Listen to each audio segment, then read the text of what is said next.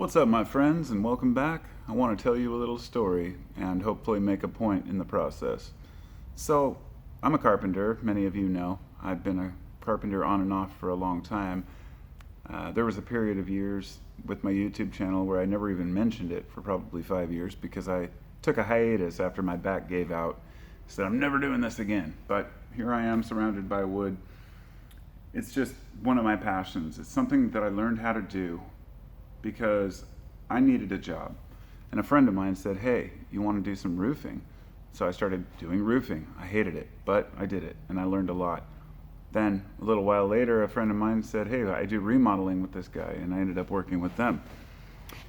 The rest was history. I worked with a couple different guys for a few years, and then I got my own license. I had my own company where I worked by myself or with as a subcontractor for others, doing cabinetry, kitchens, everything you can imagine.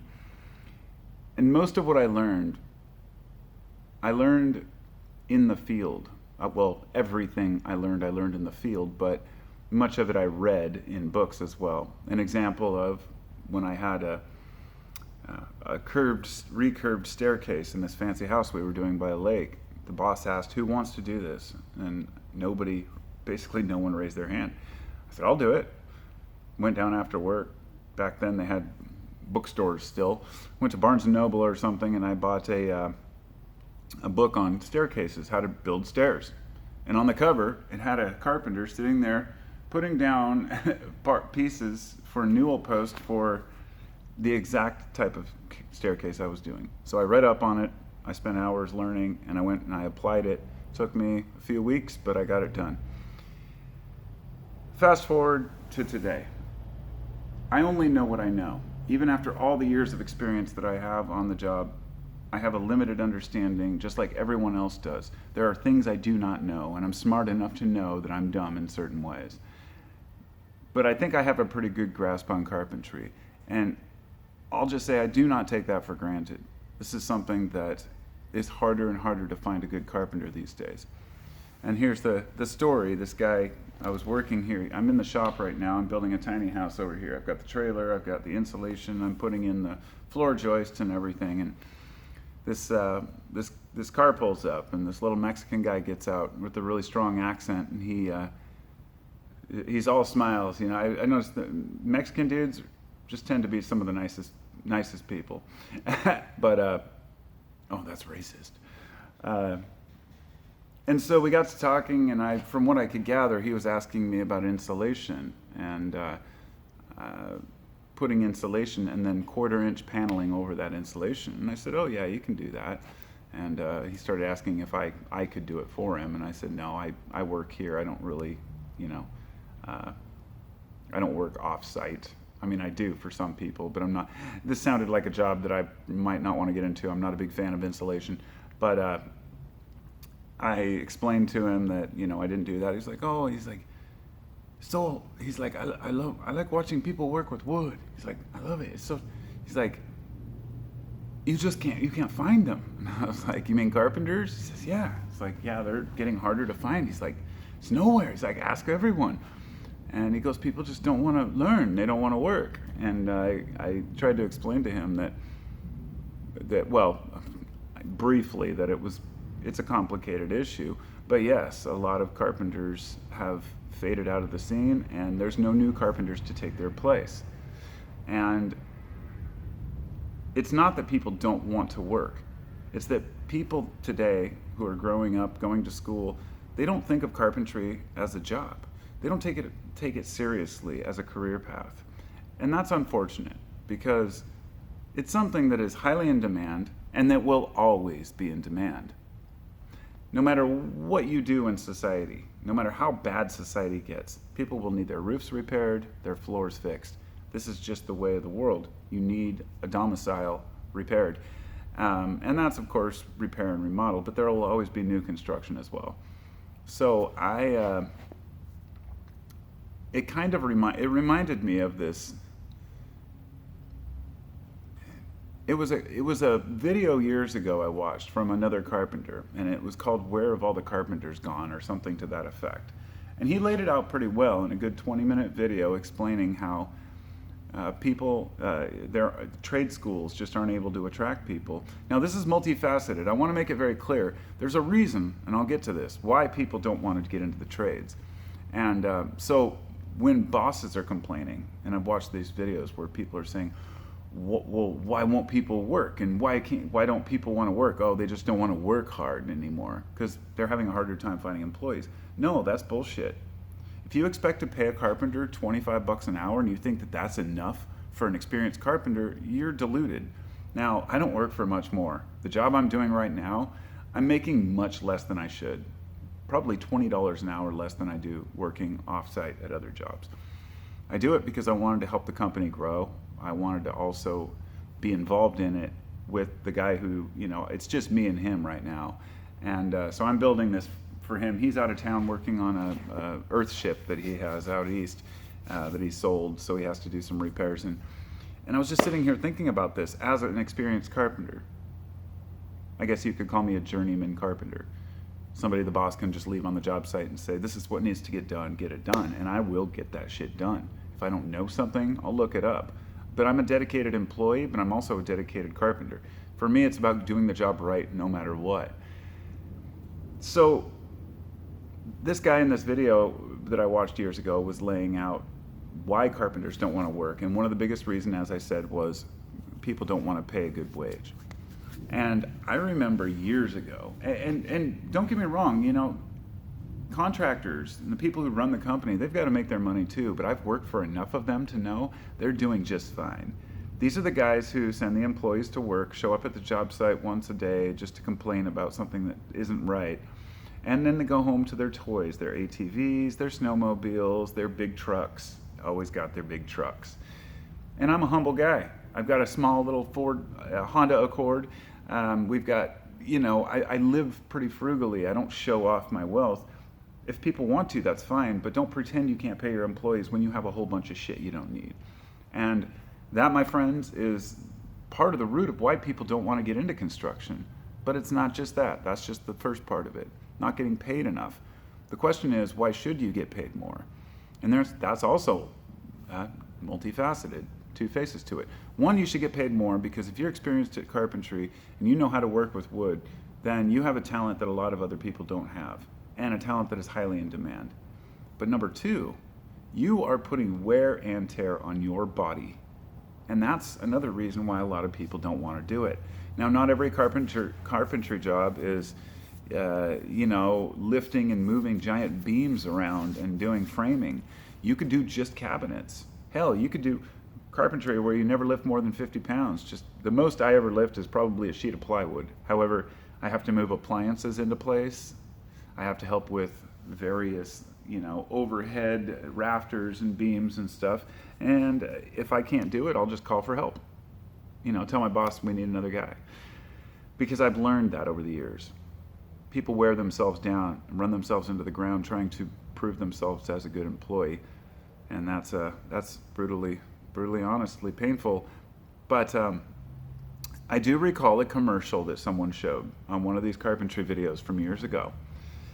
And it was a commercial from during the Obama era. I don't know what year it was, but it was Michelle Obama in one of her, first lady activities she was doing, whatever it may have been, trying to help the children. And I think it had to do with education because she was really big into education, which I fucking highly respect. I love that. But there was something said in that commercial they showed that just made me cringe. She was talking to young kids and she was saying, make sure you go to school and then you could get a good business in whatever it may be, the tech sector or, economics. And she's like, you don't want to end up being a painter, basically. Not a painter as in an artist, but a house painter. And I believe, and I could be wrong about this, but I recall them showing, them referring to people who get up every morning, pack their lunch, head off into their vans to go to people's houses and deal with painting their houses. Now, this is coming from the fucking White House, right? I mean, that house has to be painted. The thing it's tone deaf to the fact that all of this shit is part of life. Every job is important. You know, when I went in to get I got a crispy chicken at Popeyes yesterday, and I'm always so kind to the cashiers. And I was thinking about how rude some people are to the cashiers. And it's just too bad that people don't realize, like, this attitude people have that, well, that's just working at McDonald's, it's a shit job. Well, if you eat there, you need somebody to do that job. So respect people's work. They're getting paid a hell of a lot less than they should putting up with that kind of shit. But ultimately, there are a lot of shit jobs out there. And it's unfortunate that construction and carpentry is becoming a shit job to people. I'll tell you, I heard somebody mention something about, I don't remember what it was, like a joke, little video or something, where somebody was saying, all the wellness coaches and philosophers and all this have disappeared, and somebody said no loss. I wish I could, verbalize it better, but it was like, we have all these people in society that really, if certain life career paths disappeared, it really wouldn't make a difference to most people in the world. So if life coaches disappeared, we'd find another way. If, bartenders even disappeared, we can still drink liquor. They're always going to want people to go out and eat. Like, my wife's a server. That is a job that has always been in demand and will always be in demand, because people want that and they need that. They need to be able to go out once in a while and eat. And so I guess the bartender thing was kind of harsh. They're important too. Their job goes way back, so they got props. But as far as the carpentry, like, it's a job that will always be needed, and there will always be people looking. So if you're young and you're looking to get into a career, you don't have to be a carpenter for life. You can just work on it for a few years, but make sure you get in with a good company. You don't have to get experience. You don't have to go to a trade school. In fact, these colleges for construction, these are a fucking joke in my opinion. I think they're great. There are some phenomenal ones over in Switzerland as well, and here in the US, and probably every country, where they will teach you some crazy, awesome techniques. But unless you already have, let's say, a deep reservoir of customers and business, all that's going to do is usually get you a job in the administration sector. Hands-on experience is the only way to do it. Many of the trade schools do hands-on experience. So if you are going to pick one, do one where they take you out in the field, you learn to build houses. But here's the thing. You're paying to go to the trade school to work on houses. Whereas if you go work for somebody as a carpenter, they will teach you how to do those things, and you will learn quickly on site, and you'll learn a variety of different things quickly. I was never a big framer. People always did the framing and drywall. I was there to do flooring and base trim, crown molding, custom kitchens, things like that. And that's because I chose those things. I had a friend who was more into framing, and one of my old friends that I started my first construction business with, he's now working as, I think, a foreman for a large framing company. Now, I'm very into smaller companies. I believe that working for a small company can be very rewarding. And I will say that you may not get paid as much, and you may not have as good of benefits. But there's something about having this family atmosphere that makes it conducive to my well-being. So those are just some thoughts. I urge people to look more into construction as, instead of just a job you get stuck with, which does happen, a job path that you can choose. If you've ever enjoyed building things, small tables, or you've ever been curious about how things go together, getting out and getting your hands dirty and building a chicken coop or a small shed, something like that, and just looking online. Hell, when I started in construction back in 1995, I think, or 93, there was no internet. I had absolutely no way to access. Even when the internet came around, there wasn't that much information. You might get a couple pages of a book that were photocopied and shared, but there was no such thing as YouTube. There were no such thing as tutorials. It was impossible to learn unless you had somebody to teach you.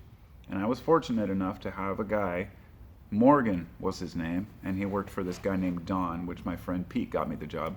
And Morgan, he sensed something in me, I guess, because he took me out of all the employees and he's like, here, let me show you this. And we got along really well, and he taught me some of the tricks of the trade. Something as simple as how to put some pressure on your hand outwards a little bit on the board when you're chopping it on the compound miter saw, so it doesn't give you any ruffles, or scoring something so you don't have any tear out. There's so many little tricks that just on the chop saw, the compound miter saw, in case you're wondering, it's that thing right there. It cuts things straight or at angles. I've spent more time on a miter saw than pretty much any tool ever. I have cut so many boards, I have done so much work because I do finished carpentry, and there are thousands of little pieces that have to go together. I've done cabinets and doors and drawers.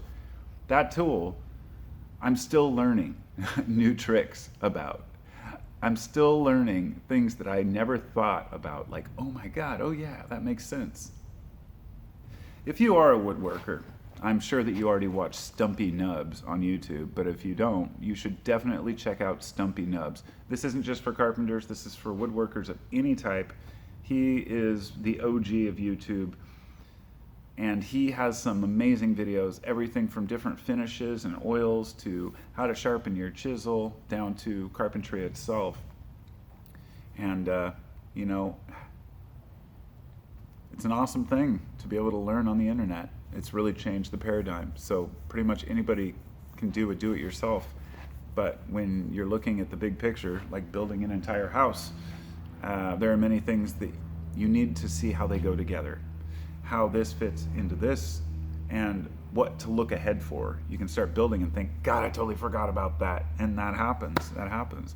My boss does it all the time, and I'm always there to remind him, oh, I've got the pictures of where the wires went, because I am a documentarian. I record everything. And since he's out of town, I'm doing this trailer, I wasn't sure what order of operations to go in because I haven't done this part of it yet.